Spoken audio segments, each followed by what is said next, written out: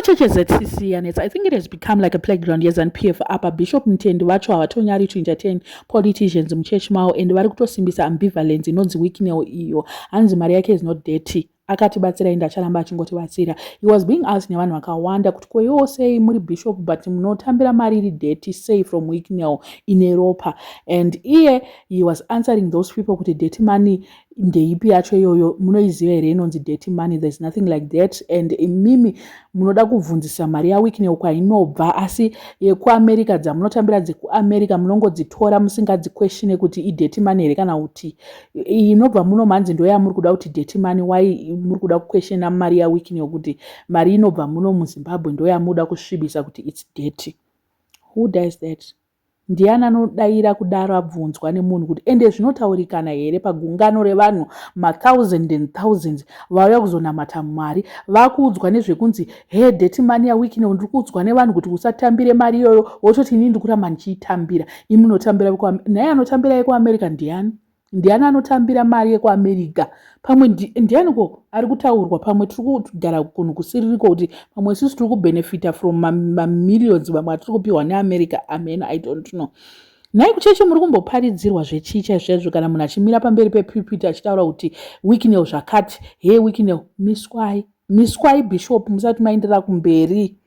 He said nothing in front of thousands and thousands of people. Hameno vanhu vateera kuti munenge makambonyatsoita sei chaizvo. Sometimes hakusi kuti wakazvarirwa kuchechi, pamwe pacho unofanira kutongopeka mabhegi ako uchinyatsoona kuti panapa I'm going to hell if I continue with such people surrounding me.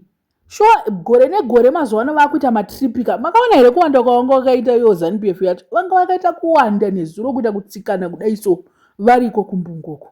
Imi munofunga kuti vanonamata chechi yembungo here? Munoenda kuZCC here kana pane zvawakataimira ikoko? Handokumwe kuri kusukurudzwa mari, ndokumwe kune laundry yavo ikoko futi. So vari kuziva zvavari kuita.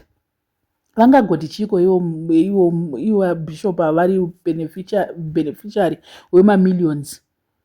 Ende shamu ichavarova vanhu ava iri 10 times asi isusu yaticharohwa naMwari. Otherwise they cannot stand in front of people and fooling people.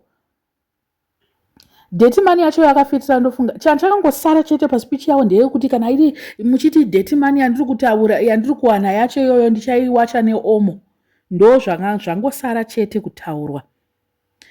Ivo vari kuti it's not dirty because they are getting it. They are beneficiaries of the money. That's why they are saying it's not dirty. It's okay, Bishop. We understand. Marine chitema tinogona kuku-understandai zvakanyatsonaka chaizvo. And then people started commenting zvanzi idyai mari makanyarara. Madhiri emari ma1 unopanduswa ukati Mwari hakuna. Ende sure kudai so ndo zvasara kuti Mwari hakuna. Munhu wese achiti Bishop mari yamukutambira about hakuna chinonzi dirty money. Imagine hanzi chiona kuzara kunoita vanhu ikoko. Ini I think mazimba tine kamwe kakupenga matiri vhele titori nako kamadness so kana ngobata vanhu 2 minutes kuenda kunopesvedza vanhu. Handisi kuti zvamunoparidzwa zvamunobelieve it's wrong.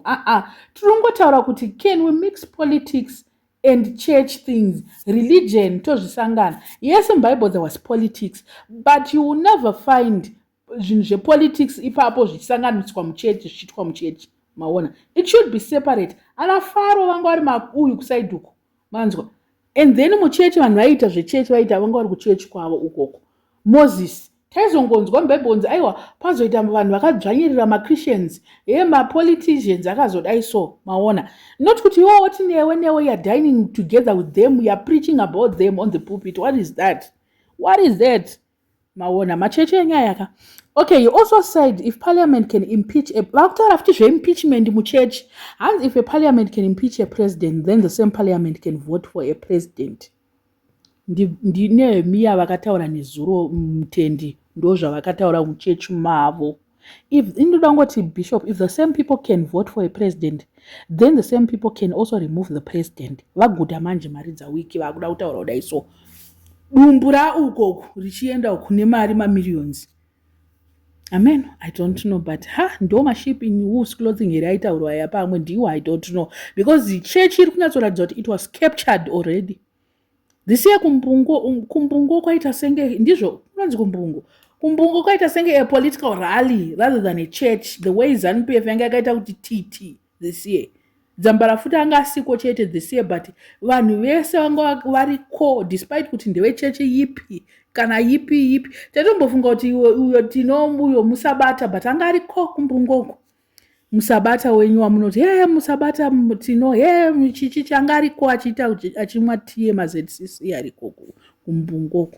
Nhai chimbondiudza kuti tiya yakuiswa doro here, because inenge yakuita kunge vanhu vaite kanenge kakudhakwa. So tiye kumbungo yenzi masamba tanganda yeko, chimbondiudza kuti mukati muri kuiswe chii mutimomo, because tiye yacho inenge iri kushandisirwa something chete. Asi ZANU-PF yakangwara, inonyatsoziva kuti machechi ari easy to manipulate. Vakangwara vanhu and vanhu havachangamuki. Vanhu vakatongokepshwa zvakadaro vakati get delay nemachechi tichahwina through machechi. Muchaona zvenyu gore risati rapera vachatopiwa imwe milioni yekunzi makagona zvamakataura zviya takafara imwe milioni iyi manje. Ende ipapo unotoona kuti hapana kana vhese, kunombovhurwa mavhese here kumachechi aya. Chimbonyatsondiudza kuti bhaibheri rinovhurwa here, bhozi hatina kumbonzwa kana vhesi kuti vhesi raakataura nderipi. But what is trending at this moment is mashoko ake eparliament nemashoko ake ekuti wiki newo. Zvese zveZANU-PF ndo zvatikangonzwa. Yange ingori ZANU, wiki, parliament.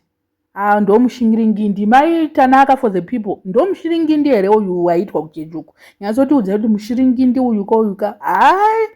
Bishop ka mama chembera zvakanaka. But chisiyai zvekusaidirana nevadzvinyinyi zvedu. Full stop. Mukasiya kusaidirana nevanhu vari kutidzvinyirira full stop.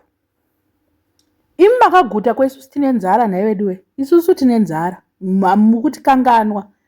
Kudenga kure. And senyika hapana kwatiri kuenda kana zvakadai. So kudenga here. Kudenga ndokure kure. And I so wish kuti one day vanhu havanyatso receive punishment avo chaiwo anoenderana navo, because at this moment we are angry kuti malinders emachurches edu aifanira kuti miririra against vadzvanyiriri. Ndo vari kutotidzvanyirira, ndo vari kutotisapota, ndo vari kutoita like really inini zvangu ndakanda mapfumo pasi ndakanda surrender about this whole thing. Ndasurrender nenyaya yemachurches. I'm now done with these people from churches, different churches that have been captured. Ndiudzewo kuti ndeipi chechi yasara isina kukepchwa, ndiudzewo one church yatinoti iyi.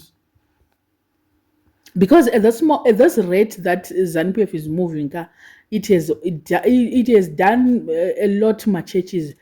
Itori student uyu machurches mahombe esa vanozoti ane vanhu vakawanda. Tarisai kumapostori vakatotora kudhara, vanotora vanhu vanonyatsozoti vakawanda mumachurches ndo vaanotargeta. I don't know what you guys think. Let me know in the comment section what are your thoughts panyaya iyi. Vasati subscribe, please make sure that you're subscribed, and see you in my next video.